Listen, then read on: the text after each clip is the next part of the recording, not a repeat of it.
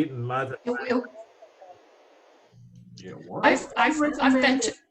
been to that restaurant. It was really good. More often, I used to always go to the Stagecoach, but I haven't been there for a while, so I can't recommend it. Well, this one is a very small place, but the lady is a chef, and the presentation of the plates and everything else was just absolutely worth recommending, and particularly you, Pat, that are tied into restaurants. We're 11 after the hour. I figured that Jeff, who joined us, must be Jeff Gordonson.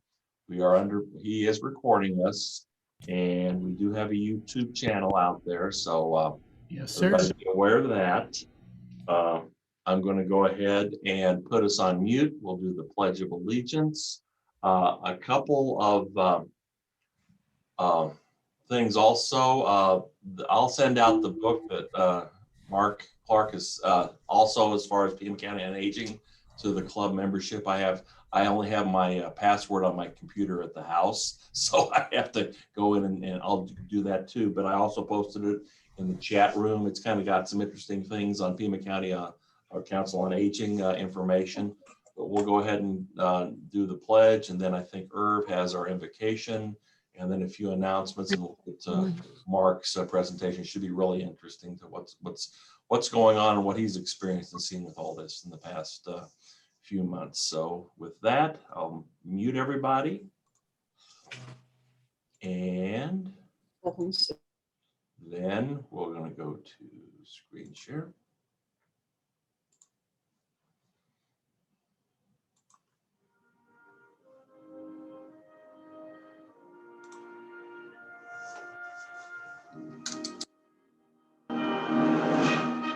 I pledge allegiance to the flag of the United States of America and to the republic for which it stands, one nation, under God, indivisible, with liberty and justice for all.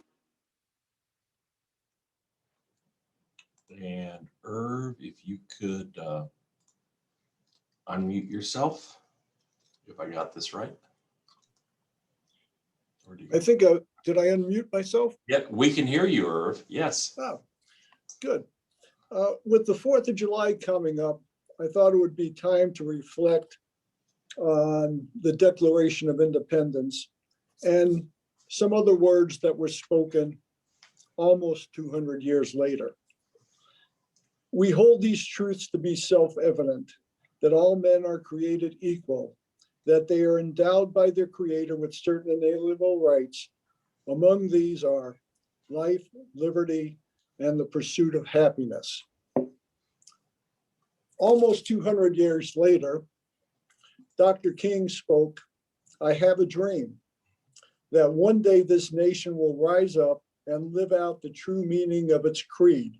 We hold these truths to be self-evident, that all men are created equal."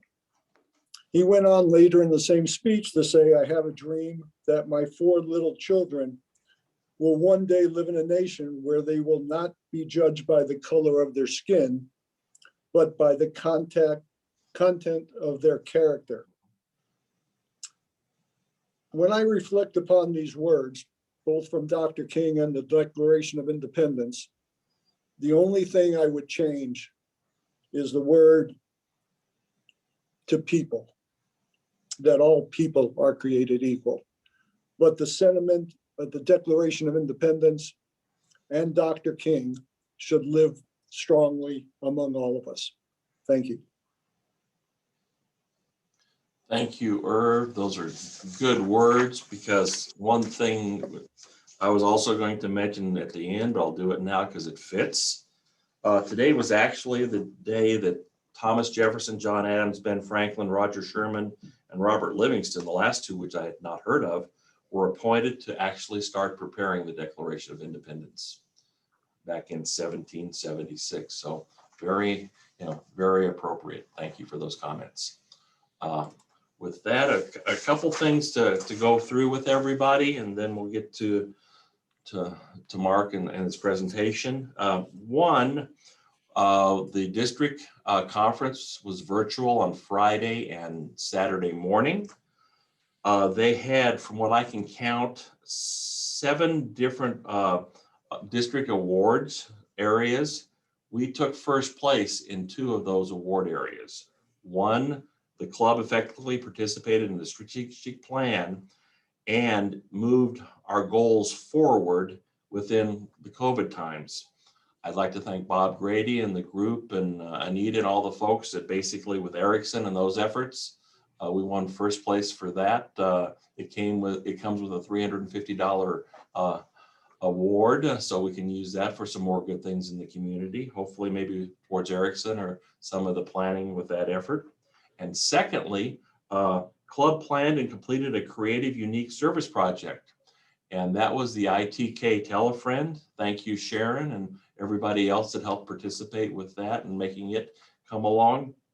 And again, another $350 that we can put in the kitty and figure out how we can take back out and do more good within the community. So I thought that was pretty good for being COVID and getting things going. We got 2 out of the 7 top awards. So not a bad deal. Thank you all for your participation and figuring out how to do things a little bit differently in these days, yeah, and how we can help. 3 or 4 other things. The Viscount, I've sent out a survey to everybody. It was on the it was actually came up yesterday morning after the reminder link. I've gotten 18 responses back. 90% of the people are vaccinated. 12 people plan to attend starting on July 9th at the Viscount. 62% of the folks didn't really have any concerns about meeting together. But anybody else, if you could go back and grab that and respond. The biggest thing is I'm trying to get a head count for Diane at the Viscount so we can kind of get an idea for how many tables and things like that. We don't want to overdo it, but we don't want to be short either. So if you could do that, it'd be appreciated. Don't forget, we also got the Rotary page out there to go look at things up. Jimmy has some plans and some ways to tie that down going forward into next year and some things. Tony, good for you, Tony, on the makeups and so on like that. Another thing, and I was trying to figure out, Bobby D, the 100-year walk for Rotary. Bobby D, thank you for the coordination. 2,179.5 miles. I'd like to see all those pedometers to prove it all up there. Anita, BJ, Andy, and Pam Kerr, Tom Robertson, Bob, Frank Presson, who's celebrating his anniversary with up in the northern Arizona today, so he wasn't able to make it. Jim and Lisa Kester, Pat Dwyer, Audrey, and Raymond Flynn, Pablo and Amanda Sandoval, Pat Egbert, Dick Carlson, and Carol Friedorf all participated in that walk. That's good exercise over a couple of months. I think I could probably put in a half mile or something like that. But that you guys did good with that. So that's going on. The other thing I put in the wagon wheel as an FYI, the Queen of Hearts fundraising. We will have the first drawing at the July 9th meeting. So go in and donate. And we are planning to be hybrid on that meeting. We'll have people in person. And if you just happen to be maybe like out of town or traveling somewhere, you can sign up because we're going to actually have a Zoom call and everything like that. So we're going to be going both directions. The idea is a noon lunch, and then we'll start the meeting at 12:30. And I think we'll probably be working some of the bugs out as far as just the flow and such. But it's coming along, and we're going to go be back and to see some people in person and continue to see everybody else on the screen. So that's where that one goes. I was going to say, let me see also here. Hey, Pat, I see you're here from back east. Hopefully the weather's good for you. Let's see, I don't see anybody else. I saw Andrew O'Sullivan. Oh, did you see it at Sharon's screen there, Tony? Yeah, I was going to say, I saw Andrew actually had on some sunglasses. So I'm wondering where he was out, or maybe he's driving someplace, it looks like. So see, I see the seatbelt too. So just welcome everybody here. I'm going to go ahead and turn the meeting and introduce for our Mark to the group to talk about things as far as Pima County on Aging. And he has an interesting presentation that calls it "The Day the World Turned Upside Down." And I can just imagine with some of the older folks in the community, and we've actually saw how things work out that way too, you know, all the things he's had to go through. But Mark is the president and CEO of Pima County on Aging. He's been there since January of 14. 40 years experience in executive leadership, human service, housing, behavioral health. From 2011 to 13 was associate general minister of Cleveland-based United Church of Christ. So there's the connection to Carol, at least from back east at this point in time. A couple other things: honored his Arizona Social Worker of the Year in 2009, and received Lifetime Achievement Awards on Arizona Coalition to End Homelessness, and we know how that is out here in this community. Arizona chapter, and also worked the Arizona chapter of the National Association of Social Workers. He's got an undergraduate degree from up north NAU and a master's degrees in social work from ASU, and also served as a faculty associate and a field instructor. So with that, I'm going to turn it over to Mark to kind of talk through things. I'm going to do a screen share. He actually has a presentation he can talk to, and hopefully he'll tell me advance the slide and it'll work like it's supposed to. So this is always one of those interesting things with technology and how I do things. So, but hopefully there's the share. Does everybody see it, or did it work? It did. Thank you. Okay. I can't see anybody, so you tell me what. I know, and thank you so much, Paul, for that kind introduction and for doing the technology, because I'm moderately challenged, and I appreciate you helping out. So I'm gonna, if I was really skillful at these presentations, I'd have audio. I'd have this music I'm going to play here embedded in the video, or the PowerPoint, but I don't. So I'm just going to use my iPhone here for just a second. Probably try not to deafen people with this beautiful fife and drum music.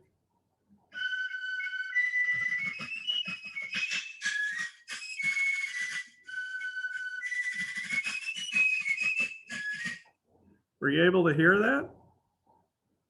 All right. So the story is that fife and drum tune is called "The World Turned Upside Down." It's kind of connected to my title here. It supposedly was played by the British forces when they trooped at Yorktown and had to pile up their swords and bayonets and muskets. It's a great story. Unfortunately, I believe it's not true. I think that's a 19th century makeup thing, but I love fife and drum music, so I use any excuse to sort of do a little history and put it in. So thanks so much for giving me the opportunity to talk about PCOA, Pima Council on Aging. We've been in the community for a long time. So I have about 13 slides, which Maria Elena knows means I could talk for 2 hours, but I don't believe, I got to turn my timer on here.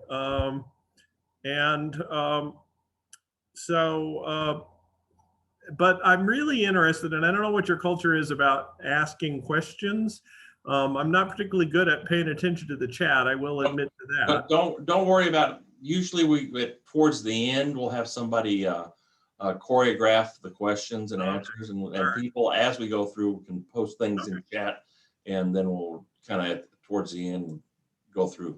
So I'll try to talk through these things fairly quickly. So Pima Council on Aging's been in the community since 1967. You can see our mission there on the screen: to promote dignity, respect for aging, and advocate for independence in the lives of Pima County's older adults and their families. So we're a nonprofit 501c3 corporation. We were started by something called the Community Council, which actually was one of the organizations that got merged to create the United Way. We are what's called we're called the Area Agency on Aging, and we were designated that way back in 1973 by Pima Association of Governments, the regional planning authority. And those types of organizations, area agencies on aging, and we refer to ourselves as AAAs, were created by federal legislation that originally was passed in 1965 and signed by President Johnson, but not until changes to that law in 1973 did the area agencies on aging come into fruition. Although PCOA, our founder, Marion Lupu, some of you look like you may have been in town long enough to know Marion or know of Marion. Marion claims we were one of the models for the creation of the 622 area agencies on aging that exist in the country. There are 8 of us here in Arizona. We're a little different in a couple of ways. We're one of the only agencies like us that actually owns a non-medical home care company. And I'm sorry, there's a lot of acronyms in lingo that follows that. We contract with the 2 Medicaid or access funded managed care organizations, Mercy Care and Banner University Family Care. Here we have direct care workers who provide services to those folks. And then a year ago, which is not quite as recently as when we did this PowerPoint originally, we acquired a 19-year-old healthcare training company called the Caregiver Training Institute. You can see its logo on the screen as well, which trains certified nursing assistants, caregivers, and assisted living managers. So we do a lot of different things. Area agencies on aging really are responsible for everybody in the community over 60 years of age and older. So back in 1965, they decided that an older adult was somebody 60 years of age and older. And so that's where our service population starts. There's we think about 260 to 80,000 of those individuals in the community. But of course, we also support all of the people who care for those older adults. And you know, surveys tell us about 25% of adults generally indicate that they're providing some level of care for an older adult, a loved one, a friend, that sort of stuff. Let's go to the next slide. So in addition to all the services which you see listed up there, we're responsible for advocacy and program development. Every 4 years, we do a community assessment, and then we write what's called an area plan, which we submit to the State Unit on Aging, which is the Department of Economic Security here in Arizona. They're the folks that fund us. That plan describes how we're going to utilize the federal and state dollars that come to us within the structure of the Older Americans Act. So the largest amount of our dollars actually goes to nutrition programs. You probably have heard of our home delivered meal program called Pima Meals on Wheels. We fund the Meals on Wheels program, which is operated for us by Lutheran Social Services in the Southwest and Catholic Community Services. And then our second largest share of our dollars go into a home and community-based non-medical care system. And between the Meals on Wheels programs and our home-based services, we have about 2,000 people we're supporting living in their homes. So we contract with 13 home care companies that actually do send workers into people's houses to help them with bathing and housekeeping, light meal preparation, all those sorts of stuff, some grocery shopping, stuff like that. So we also operate a helpline. We talk to about 20,000 people a year on our helpline. People call us for all sorts of questions. As you might imagine, starting in January, we got a lot of calls about vaccinations. And people call us for all sorts of things. So we're there. We have a couple of advocates. This is not a big program for us, but we advocate for older adults in what we call rights and benefits. So we help them qualify with, we help them ensure that they can qualify for food stamps. We do a lot of support and have a large Medicare counseling program where we provide people with information about Medicare. I get a lot of calls about Medicare fraud and work on that. But we also help, it's a small program for us. I'm always these days, a little nervous to talk about that, but we do help people with mortgage and utility assistance, rent assistance, people who just need a whole lot of stuff. Frankly, people come to us and say, to our advocates and say, would you please read this letter I got and tell me what it means and help me write a response? Frequently, those are letters from landlords or financial institutions, healthcare plans, all sorts of stuff. So we do that sort of stuff. You see the Medicare education and counseling down there. Every month, we do presentations, virtual these days. They used to be face-to-face, where we talk with potential new Medicare beneficiaries about what they need to apply. And in the fall during open enrollment, we do Medicare update conferences or presentations. All that stuff is now on our website. And with this past year, we did all of our Medicare update conferences virtually. We also do a little bit of minor home repair and adaptation, mostly around accessibility, but we turn on coolers in the spring, we turn on heaters in the winter. We have contractors that fix leaky faucets, all sorts of stuff like that. Occasionally we'll build a ramp. I know we've had some conversation with some Rotarian talked to me about ramps. I think there's a Rotary organization that's doing that, or one of the clubs. So we still haven't connected on that, honestly. We do healthy living classes, exercise classes, both cardio and strength-based classes. We have falls prevention classes. We have classes teach people how to live with chronic pain. Most of those were, again, face-to-face and now are virtual. We're looking forward to going back to hybrids here fairly soon. Another major piece of the work we do is our family caregiver support program. So we talk and support people who are caring for friends and family members who need assistance. So we do a couple of things. We have 3 or 4 advocates who meet with families. One of the most challenging things we do historically have done is help people understand they shouldn't be driving anymore.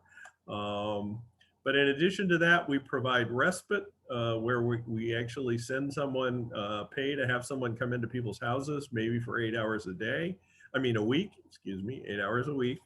So a caregiver can get some time away. We also have a 2-session class on how to be an effective and safe caregiver. So some of that's just information about taking care of yourself and some of the dynamics of what resources exist in the community. But the other class, which we're really, again, looking forward to getting back in actual hands-on, is teaching people how to help people safely out of bed, how to help them transfer from a bed to a wheelchair, then maybe from a wheelchair to a potty, or a transfer bench in a shower, all that sort of stuff, so people can do that safely. Spend a little time supporting Arizona's Children's Association's CARE program for grandparents raising grandchildren. We have a small senior companion program, which is a federal Corporation for National and Community Service Initiative, where we actually stipend older adults, low-income older adults, to provide companionship and support for older adults, also other low-income older adults who may need somebody just to accompany them or be friends with them, something like that. Somebody asked a question about ombudsman. We actually have 4 now. We just hired a new one, 4 staff long-term care ombuds people. That means that we're older adults who, well, anybody's living in a long-term care facility has federally protected rights. And our ombuds staff are responsible for ensuring that people know about those rights. There's about 560, 570 licensed adult care homes and skilled care facilities We're in those facilities, especially the skilled care facilities, quite regularly. We meet with residents councils, and we'll mediate in general over 1,000 disputes a year between residents and facilities. So that's really important. That's been really important work this year, and it's been a challenge. We do some work around LGBTQ older adults. We have a training program that's specifically designed to work with a staff of long-term care facilities, residential communities, older adult facilities, to ensure that those staff understand how they ought to be treating people. We're especially concerned that the LGBTQ folk don't end up feeling like they need to go back into the closet as they end their lives because of dynamics in their facilities. I mentioned the family caregiver training, and then I also mentioned our healthcare workers. So that's probably, that's a lot of talking for one slide. So let's go on. You all know probably all of this as well as I do. Older adults were significantly impacted by COVID. Isolation is a major issue, and one that we have really struggled with here, as well as we had to take so many of our programs virtual. Health department said about 80% of the COVID deaths in people in Pima County were 65 years of age and older. And a lot of older adults experienced, well, we all experienced increased prices and online delivery charges, which really made it very difficult for people to obtain their essentials. Next slide. So our major concerns as we looked at the beginning of the pandemic was the need to address the digital divide. You think about that in terms of kids and schools, virtual schools, but same issues for older adults. I'll talk a little bit more about our nutrition services. We certainly, like every other human service agency in the community, have heard an increasing request for assistance in the area of rental and utility assistance. And then just a lot of, we've spent a lot of time trying to ensure that up-to-date information about COVID-19 and the resources, especially in the last few months related to vaccinations. Let's go to the next slide. So this is a long timeline that says that the day the world turned upside down for us was March, the 12th of March in 2020. I still remember that was a Thursday. And the reason I remember it is because the director of the city parks and recs called us up at about 10 o'clock and said, I need to come see you at 1:30 today. Yes, that's when, you know, I mean, it was like, sorry, everybody needs to be there. I kind of had an idea. In fact, we had started about 3 days early, starting to get ready for that. He was coming to talk to us because Mayor Romero, the city of Tucson, was gonna shut down all the senior centers at 6 o'clock that night, all the neighborhood centers. We serve lunch. We were paying to have lunch served in 12 facilities in the community, I think 8 of which were in city of Tucson neighborhood centers and senior centers. We told the director, well, I said, frankly, Brent, if you do that, a lot of people aren't going to have lunch tomorrow, like about 300 or 400 of them. And so he was able to prevail on the mayor to give us the weekend. So we served on Friday, and then on the next Monday, we converted all of those. We converted 12 congregate senior lunch programs, hot lunches, to grab and go starting that Monday, and it's been that way ever since. So you can see we've expanded our lunch programs. We're now delivering meals into 13 apartment complexes in the community, and we've seen a significant increase in our Meals on Wheels programs. We shut down, actually about a week later, we shut our front door of our Katie Duesenberry Healthy Aging Center that we'd opened in November of 19, 4 months earlier, and sent about 80% of our workforce home. We still have probably about 60% of our workforce working at home. the governor, this is a bunch of other stuff there. Certainly in the summer, toward the end of the summer, the governor established a long-term care task force because of concerns about the fact that the facilities had really locked themselves up to the point where people weren't able to get in and see their loved ones. And they spent a bit of the fall with that group as the AAA representative looking at it. In August, the city of Tucson gave us $500,000 to set up a grocery shopping program. I'll give you some more information on that. We started that 2 weeks later, and let's have the next slide. In December, I had said that we needed to have we needed to have walk-in accessibility, which meant that there were a few of us that were working out here on Camino Seco and Broadway, where my office is, and I was one of the ones that was working. But in December 15th, we became very concerned about issues, with the virus outbreak. So we closed the front door to walk-in traffic and sent a bunch more staff home, including me. And we didn't really open back up until March. So in December, we started talking with the Pima County Health Department pretty aggressively about vaccinations. And we've continued to be very active in the vaccination field. And just a couple of weeks ago, we launched a canvassing program and media campaign, which I'll talk a little bit more about, called Take Your Shot. Maybe some of you have seen the ads that are on cable TV, and radio ads, and in the newspaper. We're in the process now of opening back up and bringing more staff back in, but we still anticipate a number, on the 11th of March, nobody was working from home. I believe probably somewhere between 25 and 40% of our staff will probably work from home from now on.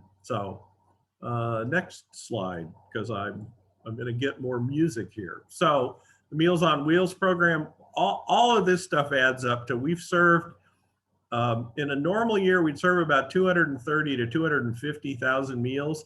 This year, we believe by the end of this fiscal year, in 2 weeks, that we'll probably serve 500,000 meals.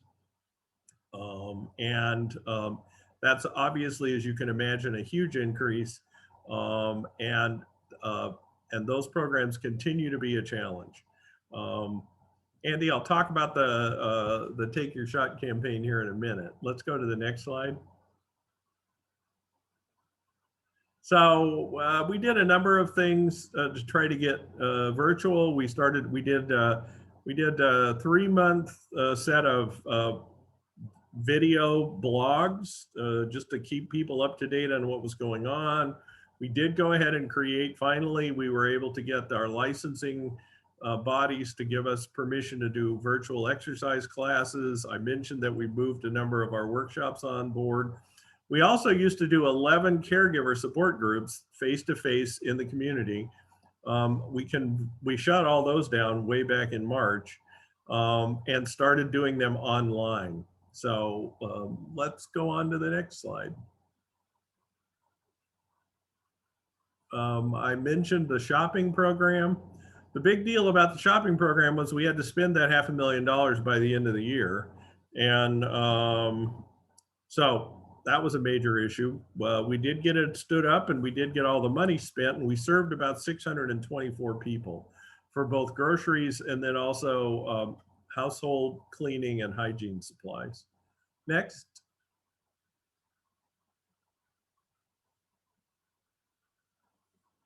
So I mentioned the long-term care stuff. I could talk a little bit more about that. That clearly has been a major challenge in terms of getting people, into those. I think it's going to be very interesting to see what happens in the long-term care field in terms of how folks are going to be in terms of moving back into those facilities. We know the isolation is a major issue, and we know also that even though people were living in facilities where they had individual apartments or just a room or maybe shared a room, there still was huge isolation there. And I spent a lot of time listening to family members who were so upset that they weren't able to see their loved ones. Next. I mentioned the Take Your Shot campaign. We just launched that campaign about 3 weeks ago, so it's brand new.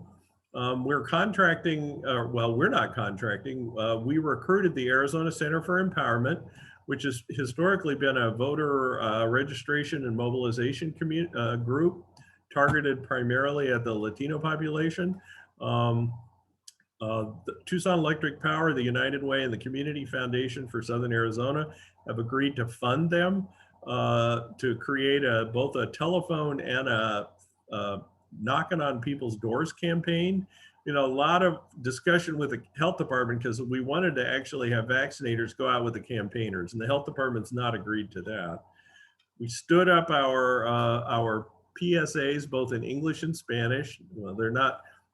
It's paid advertising, and we got great people like Adia Barnes, Chris Edwards from Tucson Appliance, Tony Penn, Magdalena Verdugo from the YWCA. Edmund Marquez is an Allstate dealer and the chair of the board of the United Way, and then former state senator Jaime Gutierrez.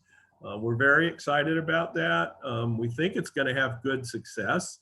I know on Saturday that our ACE friends did an event at Santa Rita Park, and they vaccinated 13 people, which I'm told from the county's pop-up sites, that's a pretty good number for where they've been with their pop-up sites lately. Next, and that's it. So I think I've run over time a little bit, probably a lot.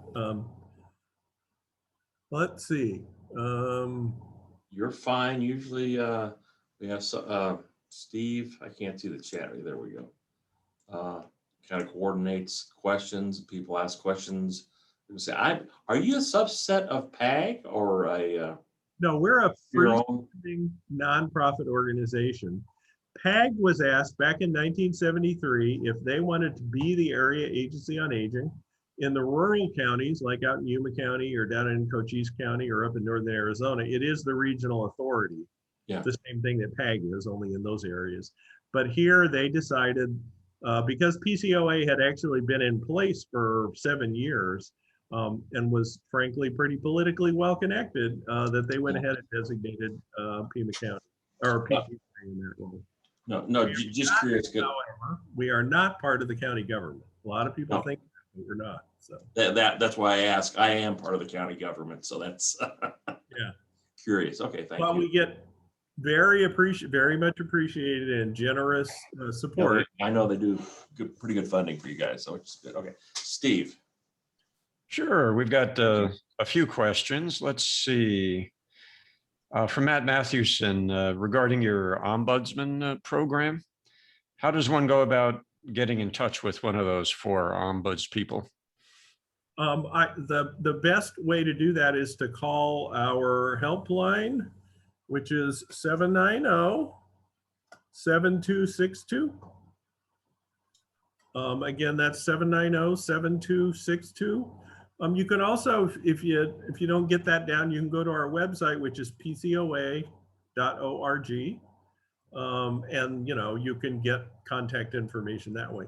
The ombuds people actually do have a separate phone number, but honestly, I don't have it in front of me, and the helpline's really the best way to get folks. Okay, question about your Meals on Wheels program. Do you cater to different diets, or is it just one standard kind of meal for everybody? Yeah, we're pretty much a one standard meal kind of program, because we're doing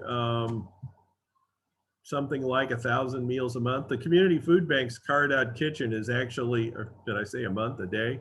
The Cardad Kitchen is actually cooking those meals for us.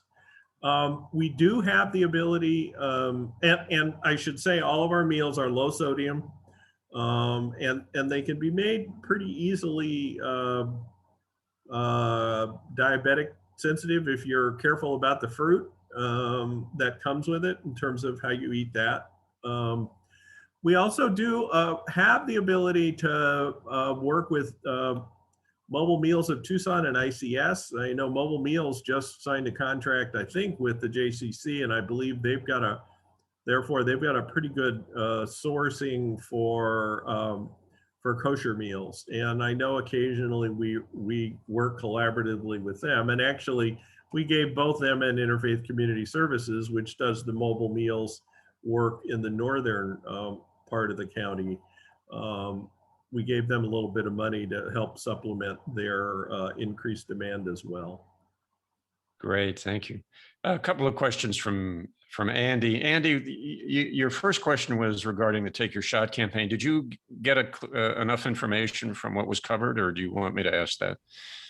No, I got plenty of answers. Thank you. Okay, great. So Andy's second question was, do you anticipate fewer people moving into long-term care facilities as a result of COVID? Suspect that would put more stress on your resources. You know, I think that's a question I don't know the answer to. I suspect there are a lot of operators of facilities in the community that are wondering about that as well. I will tell you that we certainly have seen a fairly significant increase in the number of people asking us for in-home support services. And that's become a major issue because I've got right now over 190 people that are waiting, that we've already determined they're eligible, that they actually have a verifiable need for our in-home support services. That service for us is case managed. So a case manager's talked to them and made an assessment. So we've approved services for them, and our 13 contractors cannot find workers to send into those people's houses. The workforce issues in direct care, and it's also going to be a challenge for the facilities as well, although they tend to pay a little better than those of us who are operating the sort of going into people's houses work. That is going to be a huge challenge. And I'm already trying to find smart people who know more than we are to tell us what we ought to be doing. And so far, I haven't actually run across any. Not that there aren't smarter people than me, because there are a lot of them, but it's definitely something we're focusing a lot on. And frankly, the reason we did that, the reason we acquired the Caregiver Training Institute, because they're training people that are not generally going into people's houses. They're training folks with a higher skill level, like are working in the facilities. But we know sort of the vocational training stuff tells us that a key issue is having a clear career path that get people in the door for the front end jobs. And so we're hoping to be able to help people understand about that role and to continue to keep people in the business. All righty. A couple of questions from Anita. Question number one is, what areas do you need volunteers in, if any? And also, she said she remembers years ago you held the Stick Out Your Neck event. And do you still have fundraisers like that? There are 3 giant giraffes right outside the door to my office, which were part of Marion Lupu loved giraffes and called it, and she came up with the Stick Out Your Neck Award. We do not do the Stick Out Your Neck Award anymore. We switched before I got here in 2014 to Generations of Commitment Awards, and frankly, we were one of the first organizations in the community to cancel our fundraising event in April of 20. And we're not doing an event this year. We're still arguing, our fundraising committee is, about whether we're going to do an event next year, actually. In terms of needing volunteers, volunteers, it's been a challenge with volunteers. First of all, most of our direct service staff is working from home. We have traditionally used volunteers in that Medicare counseling program, although it's a very rigorous training program and has testing in it, and it takes a while to get people through that process. We have a few long-term care ombuds volunteers. It's another lot of training. And all of these volunteer programs and all of our staff actually have to be fingerprinted and background checked. And it's gotten quite challenging to find people who will actually do finding people to do fingerprinting. I think that's I'm sure that's opened up at this point. I know, so our utilization of volunteers has declined, but we're beginning, I think, to see people come back. I know we have Medicare volunteers in this building where I work almost, half of the week now. So yes, we are using volunteers. but it's been slow lately.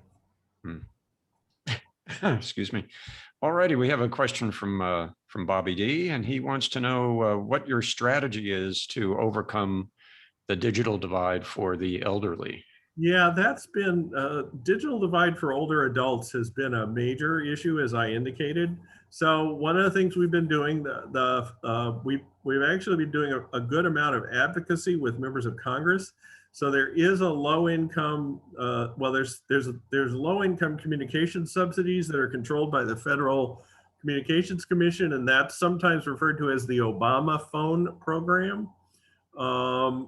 So that there is what's called a lifeline phone. And so I know there was significant increase in money put into that.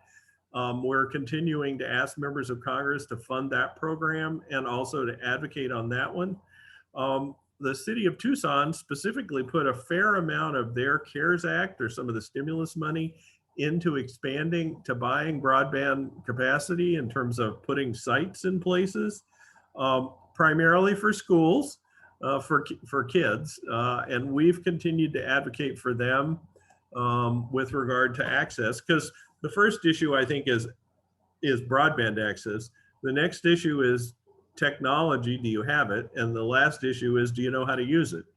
And we know that technological fluency and adoption is pretty strong up until people hit about 4 years ago it was 74. So I'm guessing it's probably about 75-ish now. 76. We're trying to explore ways that we may be able, we actually in our Katie Dusenberry Healthy Aging Center, and yes, I do know they're Rotarians. I think I forgot to tell you that I think I'm still paying dues to what I used to refer to as the downtown club, but to the big club, which by the way, I believe is moving back downtown. I think we're going into the convention center.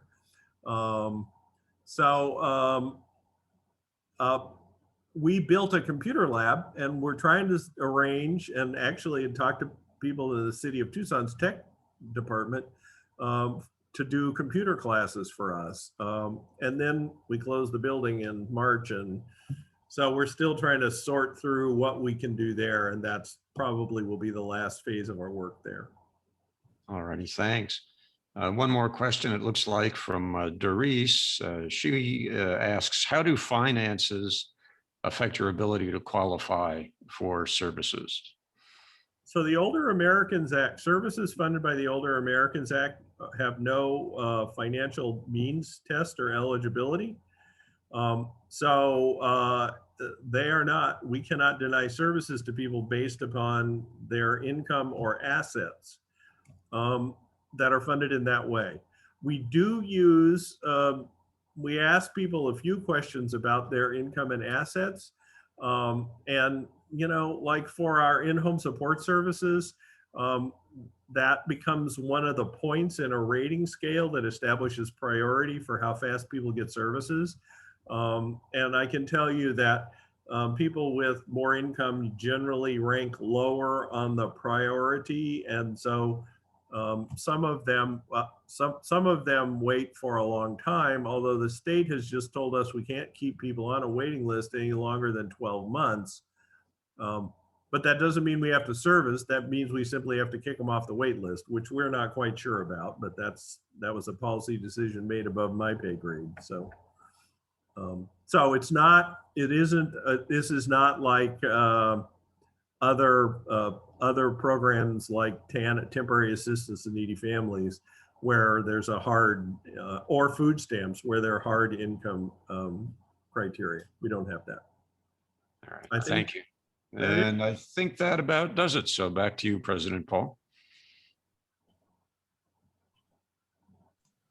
There we go. Technology will all figure this out in a few more months when we get back to in-person meetings. Yeah. Thank you, Mark, for the information. I know just from being around the county and so on like that, and I know a lot of probably other people here listening to you know that Pima Council on Aging does a heck of a job for this community as far as reaching out and helping those so many people that need the assistance these days and have been over the years. I mean, yeah, I've heard it was a pretty good model when it got up and running, and it's continued to demonstrate that. So in honor of your presentation today, Rotary, and you know the big deal with polio, will donate funding for 10 immunizations for polio. And in your honor for coming and talking to us. We appreciate it. And I will also, as I said earlier before the meeting got started, I'll send out the link, the Pima Council on Aging. He's got a nice little booklet, e-booklet. I'll send that out to all the members. And when I get home tonight and can get back onto the right screen to be able to use the password for the Rotary email stuff. So, but appreciate it. Thank you for coming and giving us the information. It's good stuff. One of the big things we did, I tried to share is, immunizations, COVID and all that stuff going on. And you've got battles with people that are even, the connection is tough. It's got to be really tough. So appreciate your efforts and your group's efforts to help out the community. Thank you very much. Thank you. And I'm going to step off because I need to go to something that started 10 minutes ago. I talked to you. Okay. Thank you. Take care. Couple things to go forward then. Let's see, Sergeant time. Let's see, Mr. Mathewson, are you older? I am so much older. No, I don't think so. Maybe a little bit older. Anything to celebrate? Absolutely. I'd like to do a leg up in honor of my 37th birthday. My father says I have dyslexia, so that might be the case. And referring to my father, I'd like to do a second leg up, kind of in his honor. We, for Memorial Day, we had kind of a mini family reunion near Traverse City, Michigan. My son and grandson and his wife drove out with a fifth wheel camper in tow. Got there. I flew to North Carolina and drove my dad and stepmom up there to Michigan, visiting my one sister up there. Another sister flew in from Las Vegas, and he had a couple of old hunting buddies that came and celebrated. We had, I don't know, about 20 people all together. So, and he's a World War II vet, turns 95 in August, and he had been authorized but never received 2 medals from World War II, the World War II Victory Medal and the American Campaign Medal.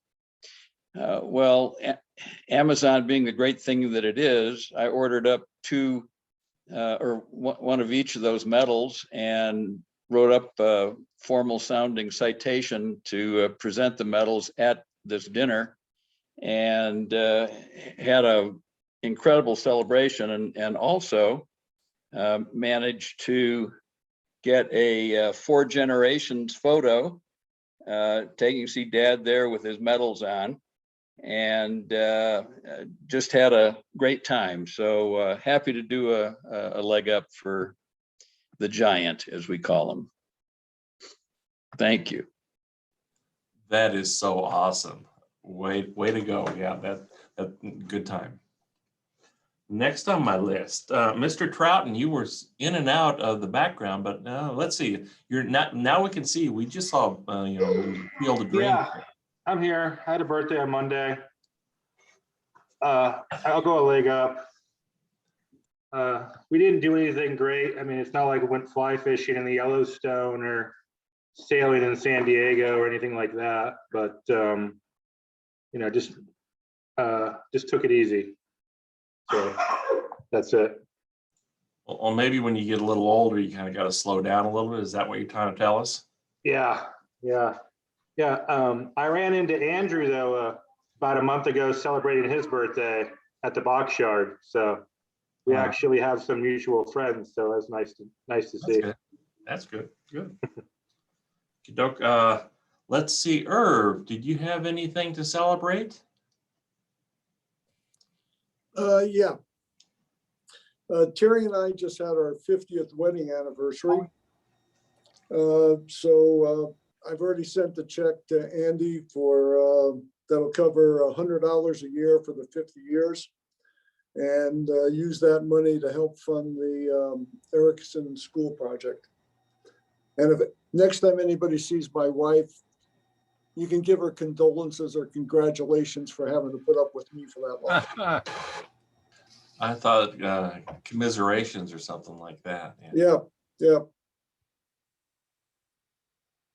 No, that's definitely a good one. That's great. I was gonna say Frank actually said he couldn't be here because he and Jackie, like I mentioned at the beginning, they're up in, I think Prescott, or up in the White Mountains someplace celebrating their wedding anniversary.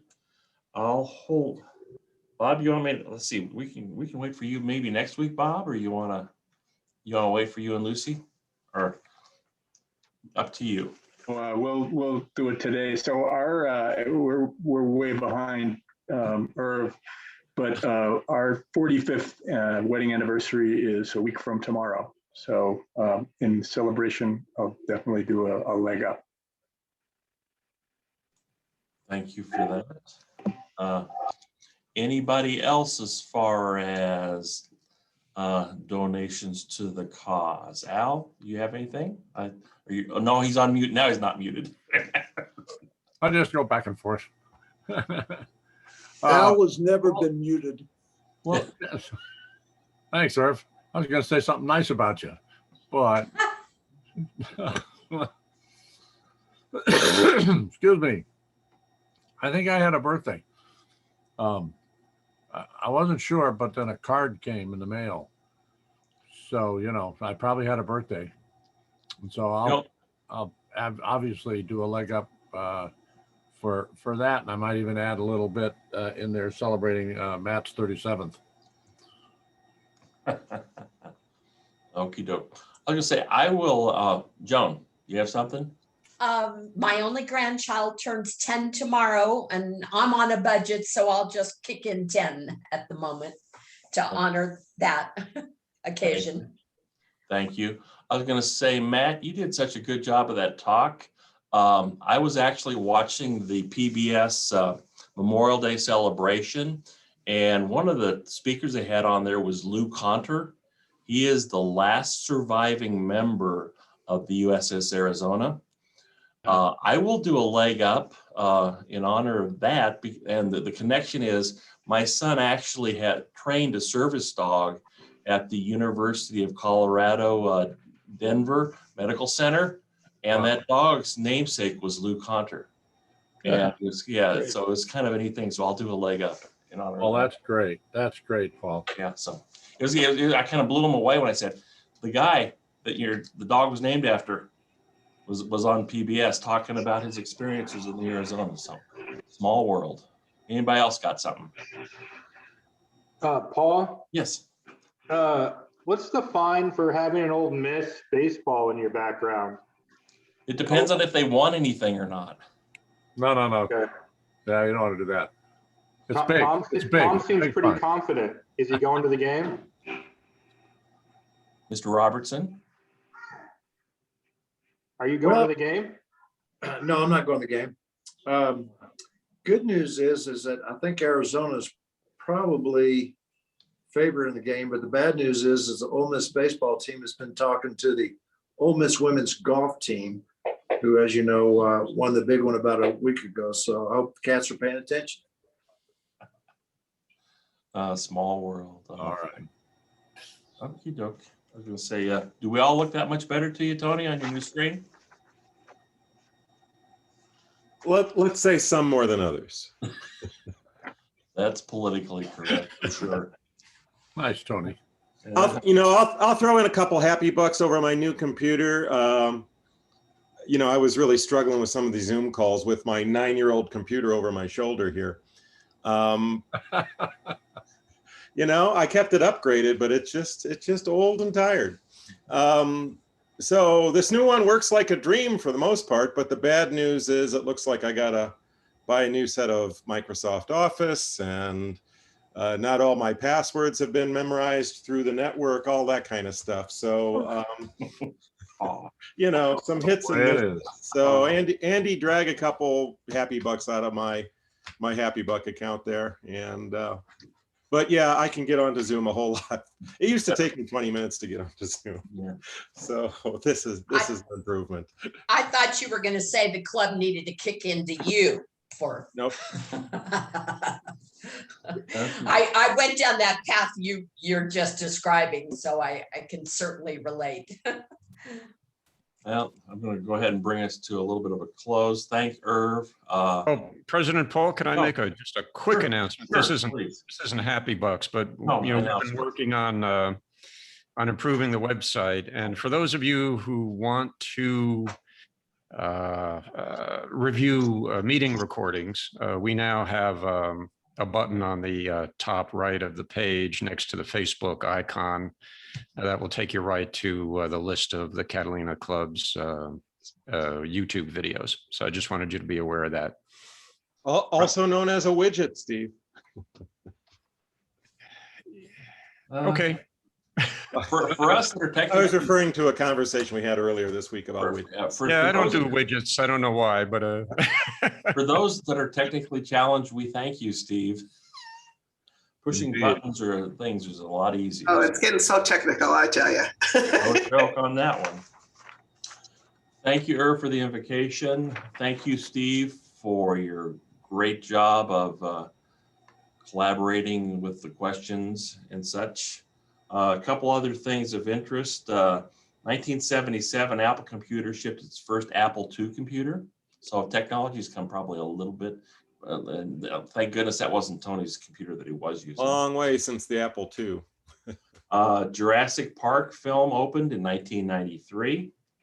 If your birthday was today, which we didn't have anybody today that I saw. Interesting folks, same day, Vince Lombardi, Jacques Cousteau, Gene Wilder, and Joe Montana. So it's a pretty, interesting day for today for that. And then a couple things to think about. Today's National Corn on the Cob Day, but the corn on top, it's like two for a buck. It's still not cheap yet, and it's it's not sweet. And then it's also the better part, National German Chocolate Cake Day. So that, forget the corn, go straight to the dessert. We have a board meeting on the 15th. Next week, on the 18th, Don Jorgensen's going to talk. His topic, 3 Worlds, 1 Voyage, and it's probably going to be really interesting. He was basically on an expedition down to Antarctica in March of 2020, and then we all know what happened, and he's back, and he's going to talk about both the trip and how he got back. So it could be an interesting discussion. Please, everybody, be safe. I think we're doing pretty good. Again, thank you, Sharon, and thank you, Bob Grady, for the write-ups and such. I wonder if we had a little bit of an in with who was evaluating them, Barbara Kernan, as far as at the district, but we did good, guys. I was in and out of the district conference. I had technical difficulties too, but tried to listen in the best I could. So have a safe week. We'll see you next week, and be safe out there. Thanks, Paul. Thanks.